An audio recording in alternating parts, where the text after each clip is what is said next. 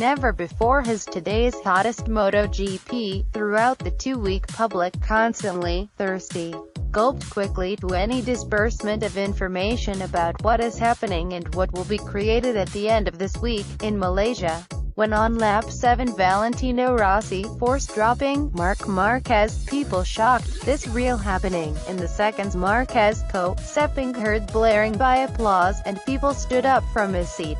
Regardless, anyone who felt that entertainment is always sought MotoGP spectators, but after many times the scene were replayed, the audience instantly stunned. The joy of seeing no driver who felt directly replaceable with all question marks, lap after lap overcome. People keep waiting to see what actually happened, why Marquez provocative, why Rossi can be so hooked, and others, and so forth. Lap after lap passed, people do not think much about a victory like Dani Pedrosa, or Jorge Lorenzo who finished in second place, which in hindsight they are more fun to discuss, and the debate at once it starts. Pros and cons of rushing to date, such as soap operas in Indonesia, that are difficult to guess when to end. Dani Pedrosa, who tend to be neutral, Lorenzo is actually favoring Marquez, who insist on blaming Rossi, Honda, Yamaha cautious, a number of riders, athletes and other branch, any celebrity. Busy commented, many then comparing the incident with the story of Marco Materazzi's Zinedine Zidane core, or Mike Tyson biting Evander Holyfield's ear, about provocation, frustration, self-esteem, to the values of professionalism, Italian journalist, and Circle Marquez. There is an online petition to free Al Rossi of punishment, and all sorts again. To the extent that Lewis Hamilton victory in the Formula 1 does not resonate, drama with Nico Rosberg, he was the story, toss they hat, is not considered funny, and less worthy to Jembo rant.